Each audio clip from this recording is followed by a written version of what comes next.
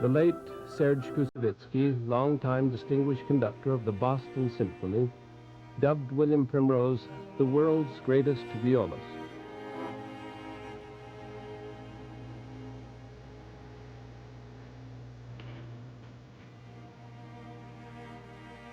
My earliest childhood recollections are of watching my father teaching violin at home in Glasgow, where I was born on August 23, 1904.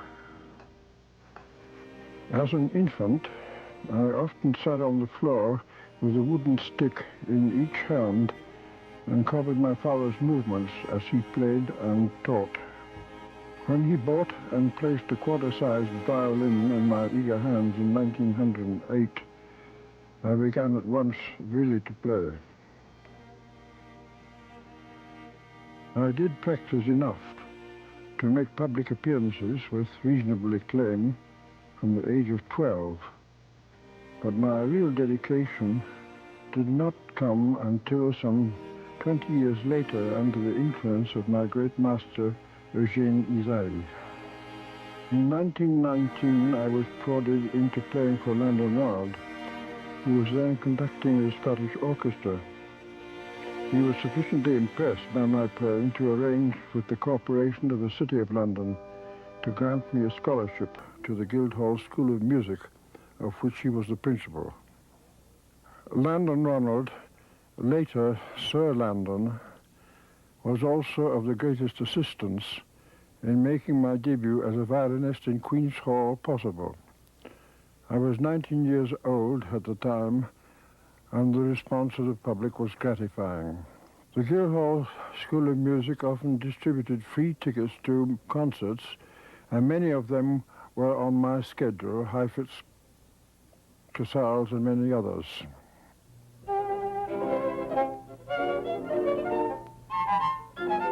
Fritz Kreisler, whom I had heard even earlier in my youth, probably had more influence on me than anybody else. His impact was exceedingly strong and has remained powerful to this day. I had the singular opportunity of recording with Kreisler in the performance of his own string quartet. In 1924, my toil at the Guildhall School of Music came to an end. I began playing a large number of concerts and doing a lot of broadcasting. A good friend and accompanist of mine suggested that I go to study with Ysaÿe. Ysaÿe was a unique figure in every sense of the word and profoundly engaging. There was much for me to learn from Ysaÿe. He was an enduring inspiration. Evenings at Les Zoutes on the Belgian coast were often devoted to chamber music. It was at one of these soirées that Ysaÿe suggested that I should switch to viola. I had been hankering to make the change for some time.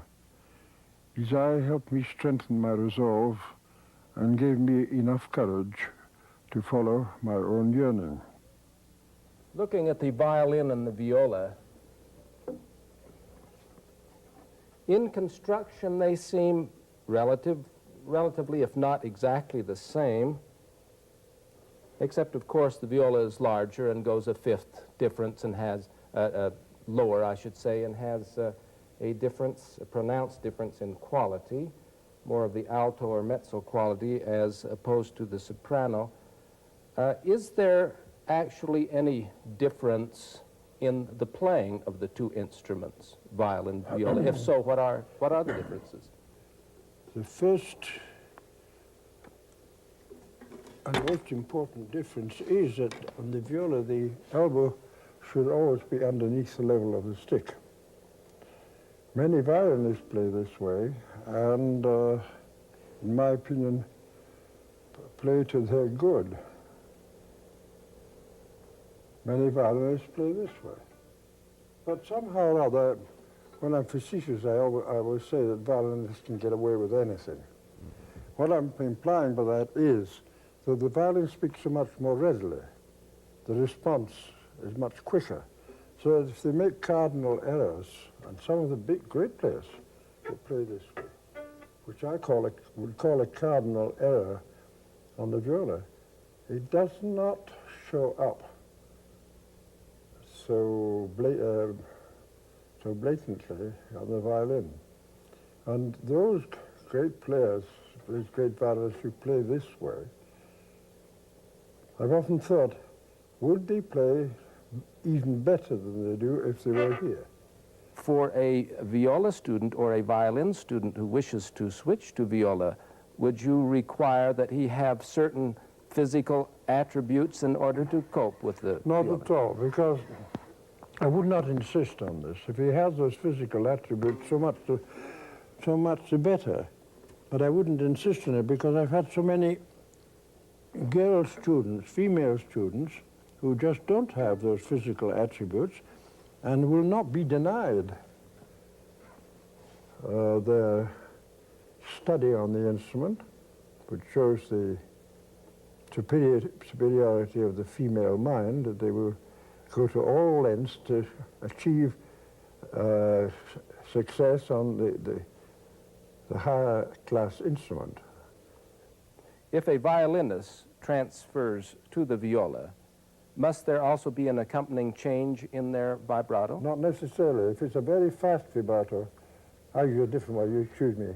If it's a very fast vibrato on the violin, then it won't transfer to the viola, it'll be too close.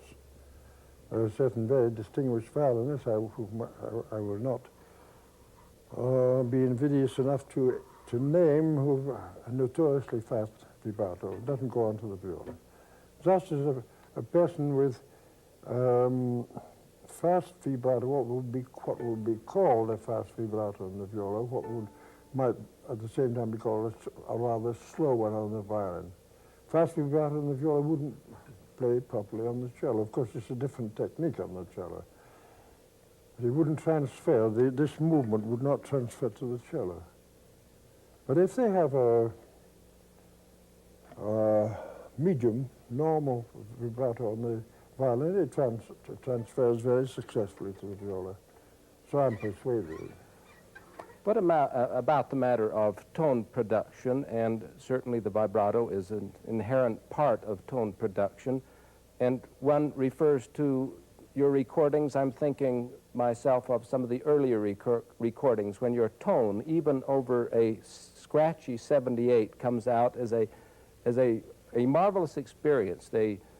What has been described as a burnished tone. Did you go about that consciously, or do you think that that was an endowment? It must have been, because when I first studied, I was studying with a very fine teacher who was a pupil of Joachim and Ševčík. And in Joachim's day, the vibrato was frowned upon, except on special notes. Rizai probably, and then came Kreidl, were the first people to use a constant vibrato. That doesn't mean to say they vibrated in every note, but they were capable of doing so. They were capable of choosing the notes on which they vibrated and those which they didn't. That doesn't say that Joachim couldn't have done that. But the use of vibrato all the time was frowned upon, and I remember many, many occasions when I'd be playing quite naturally, without any tuition at all, playing like this, and my teacher would hit me over the knuckles. The Primrose technique among violists has set a certain standard. Witness the Paganini caprices that you recorded some years ago. And one wonders if this technique will ever be excelled. Was this a matter of perseverance, or again, endowment, or a combination? And forgive me for a very personal question, maybe you can't even respond to that. No. Well, on the violin, I have always had pretty good technique, I suppose, but the fact that I essayed Paganini caprices on the viola to do what the French call épater les bourgeois, or rather to surprise my colleagues more than anything, to show the other guys where they got off. That's all it was, just youthful pride and ambition. My romance with chamber music has been a very long one. The change to viola and joining the London String Quartet marked a demarcation line for me. The London String Quartet was one of the most prominent chamber music ensembles of the day. I had become a violist full-fledged.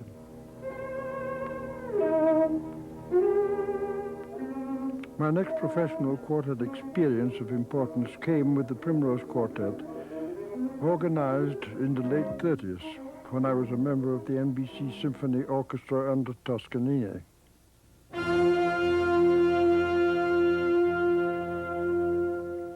I joined that orchestra for two reasons. I had never played in an orchestra and felt that that facet of my musical development was lacking. Also, I was determined to find out if Toscanini was indeed the ogre described by so many musicians. I had been with the NBC Symphony Orchestra for 4 years and had resigned for a number of reasons, and subsequently began looking for a new position as a soloist when Dame Fortune brought me to Richard Cook's on the north side of 57th Street in New York City. I walked across to that side of the street.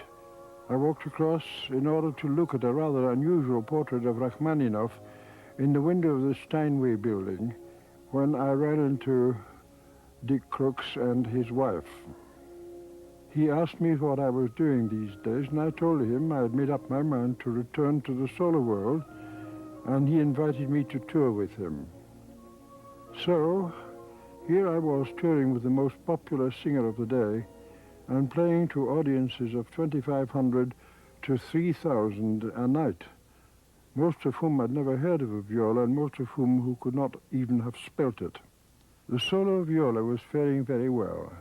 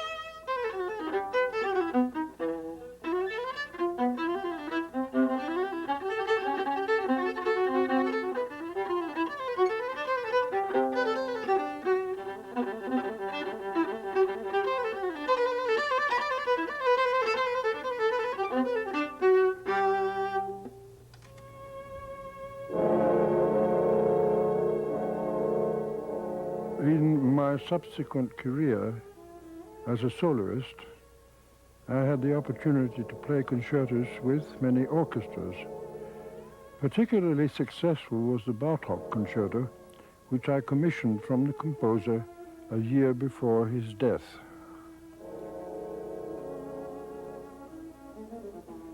I was fortunate enough to make a goodly number of recordings during my career. The early recordings with Heifetz brought me much satisfaction, as did the recording of the two Brahms songs with Marian Anderson. I tried to approach my recordings in much the same spirit as a public performance.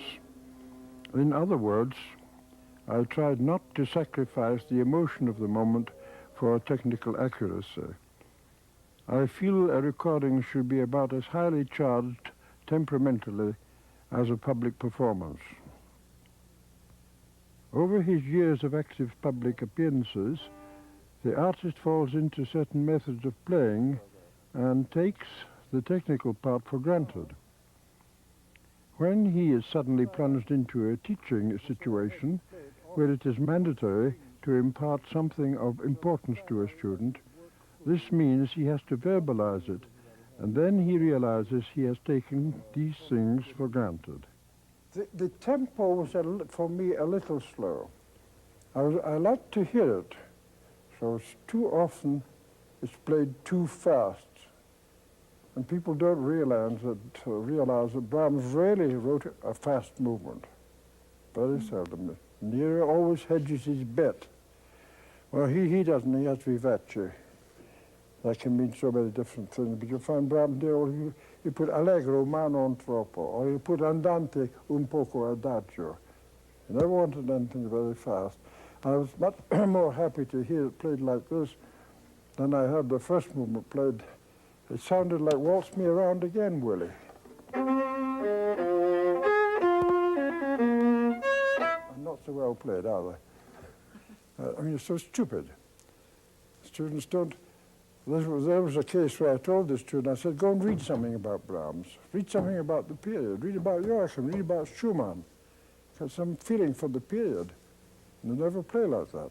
So it was a nice, but just a little more. It gave me the impression that it was difficult. I know it's difficult. I know it. But our part, the viola is not really difficult, but your part, I don't know. It gave me, be very careful. Never play carefully. If you're going to miss in the grand manner. You see? Let's go from the last time the theme comes.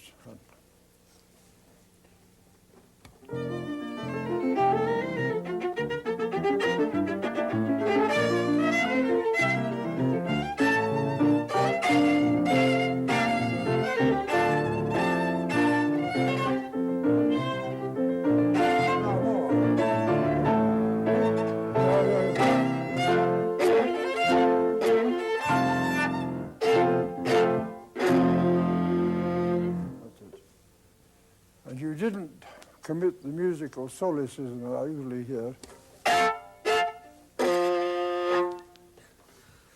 Very common. Very good, very good. Both of you, very good. And I'm still not going to tell you where that horrible passage is because you accomplish it so well. And the reason I want to tell you is there's a very famous passage in Opus 59, C Beethoven Quartet in the cello.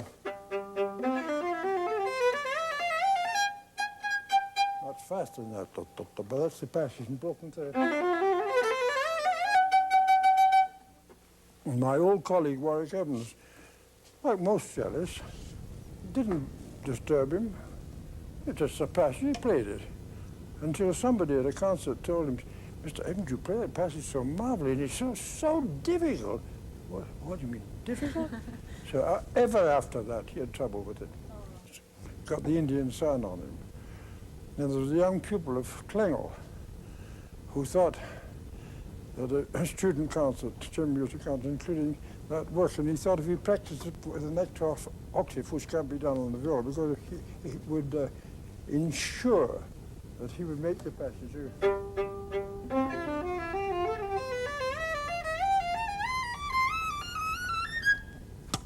Day after day, sedulously, came to the concert. He couldn't stop. And he just solo, and all the other things are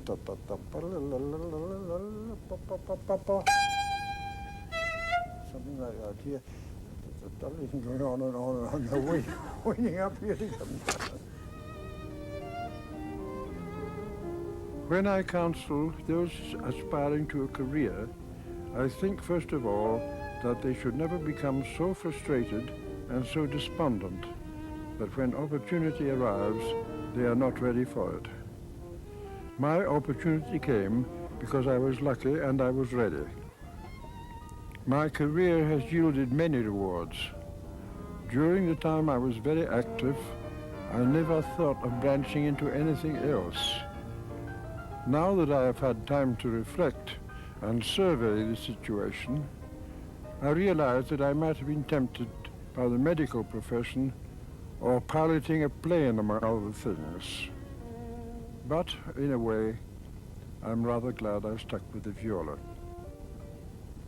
If we go back, say, to the mid-17th century, we have the historical record of Corelli and then later Veracini. You know, I can hardly remember that period. Is that right? Yeah, hardly. I'm sorry, I put you at a disadvantage, but let's take it from the history books. At any rate, we have a long line of prominent violinists up to the present day. Yes. And then even back a century or two, we have such names in the cello world, solo cello world, as Domenico Gabrieli, and at the time of Beethoven, Dragonetti on the bass. How do you explain that we don't have prominent names so far as the viola solo? I think the reason is that the viola, until it was properly exploited, was not a brilliant sounding instrument. And for that reason mainly, the composers of the period didn't write for it. They would be more inclined to write for the violin, not so much for the cello or the double bass, but more for the violin because it's a brilliant coloratura, show-off instrument. And the viola was not. It was only much later that people came to explore the possibilities of the viola as a solo instrument. And then composers started to write for the instrument. I think, of course, we can name the first of these people to explore the beauties and the possibilities was Lionel Tertius. I can't think of anybody before him. There were some fairly prominent German viola players, but mostly pedagogues and people who played in chamber music groups. Now, what about Hindemith, whom we mainly know as a composer? Do you feel that he contributed in a significant way to the possibility of a career for the solo violist? Well, he contributed insofar that he gives a vast number of works to play, more than any previous composer and probably more than any composer since. And as a player, I had certain reservations about him. He had an extraordinarily brilliant left-hand technique, but his bow technique was not to be so highly commended. And I think that part of that was deliberate because he had a German fear of being regarded as sentimental and went out of his way to make his playing sound ugly. He just wouldn't wear his heart on his sleeve. We have violinists from time to time entering the domain of the violist through their recordings on the viola and performing viola in public. How do you react to this? I react very strongly, and I even more strongly disapprove. In many cases, they can't play the viola. If they want to play the viola for their own amusement and the amazement of their friends, they should do it in private. If they play well enough to meet with my approval, said he augustly, they should still do it in private. They should not trespass on our territory. It doesn't affect me. My career is approaching its end. But I think of the young violists who are trying to be true blue violists, if you like, echt violists. And can't match the competition or find it very difficult to match the competition that's offered or the challenge that's offered by distinguished violinists who come along and play the viola. It's grossly unfair, and it's unethical. As brought out in your memoirs, you have suffered some fateful blows. I reflect on the coronary, which almost brought you down, and your encroaching deafness, your difficulty with your hearing over the last 30 years, which had a good deal to do, I believe, with your leaving the platform regularly, plus the diagnosis recently of your terminal illness. Now, how do you face all these things? How have you come through these things as well as you have so admirably? Where have you drawn your strength from? I suppose there's some power above. I just supposition at all, it is. and paragraphs, it gives us the strength if we call upon it. Also, for some reason or other, whenever there's been a crisis in my life, I've always been able to stand off and look at it objectively. So far as the hearing difficulty is concerned, that's been, as far as music is concerned, a lot of people don't believe it, but as far as music is concerned, it was largely cleared up through the rather magical ministrations of Dr. Noguchi in Japan. The voice is still controllable, but this doesn't really cause me any great distress, because most people are talking a lot of nonsense anyhow. So far as the terminal, well, you know what my reaction was. We all got to go someday. If it's not one thing, it's the other, and some you can die of the common cold. After all, people have died of the common cold. But they used to say of Beethoven, what could be more tragic to befall a musician than the loss of hearing? And I respect and admire your lack of cynicism in view of all these things. You should be cynical. One could become very bitter. Well, I'm not very bitter, because you see, I have exactly the same hearing ailment that Beethoven had, and Fritz Kreidler's, because you see, I move in very high circles. So how can I be cynical?